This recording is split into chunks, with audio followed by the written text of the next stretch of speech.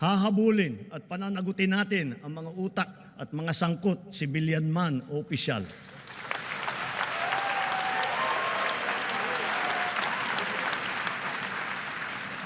Kahit malakas, mabigat o mayaman, hindi sila mangingibabaw sa batas. Sibilyan man o opisyal, lahat ay hahabulin at papanagutin. Itong tiniyak ni Pangulong Ferdinand Bongbong Marcos Jr. sa kanyang State of the Nation Address o SONA noong nakaraang taon. Ngayong 2026, unti-unti na nga bang nakakamit ang panawagan ng pananagutan at justisya sa bansa? Nagbago na ba ang usad pagong na justice system sa Pilipinas? February 18, 2026, inaprobahan ng Supreme Court en banc ang isang makasaysayang resolusyon na nagtatakda ng mga pamantayan sa paggamit ng artificial intelligence sa mga korte. Binigyang diin sa framework na ang AI ay pantulong lamang sa tao at hindi kailanman maaaring pumalit sa diskresyon o pagpapasya ng isang hukom. April 13, 2026, lumagda ang DOJ sa isang makasaysayang Memorandum of Agreement kasama ang DICT at Presidential Communication Office upang labanan ang paglaganap ng AI-generated deepfakes, online disinformation at digital altered media na banta sa seguridad ng bansa.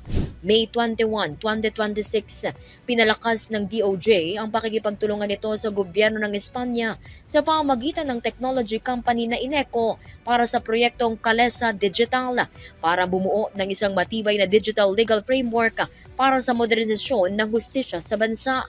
June 29, 2026, inilunsad ng DOJ ang Digital Case Management System para sa modernisasyon ng koordinasyon sa pagitan ng mga piskal at iba pang ahensya.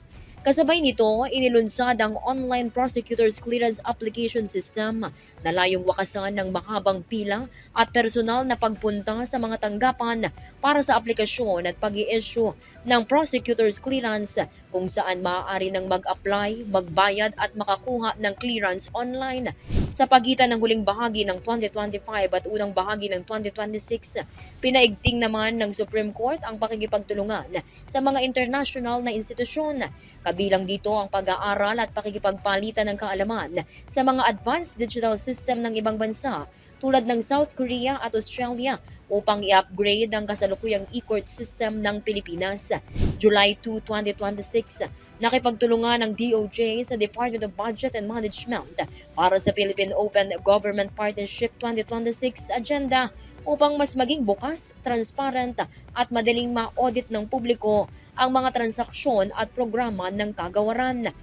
Ayon kay Justice Secretary Frederick Vida, nadagdagan din ng aabot sa 1,000 ang mga prosecutor sa bansa.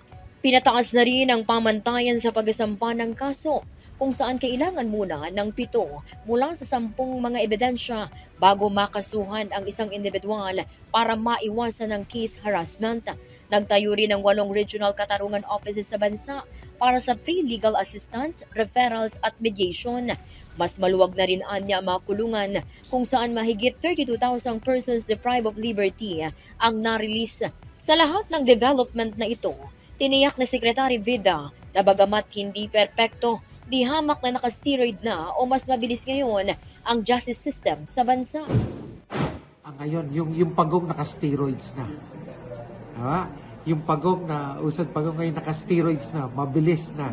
Mabilis na po at syempre hindi pa ho perfecto yung sistema.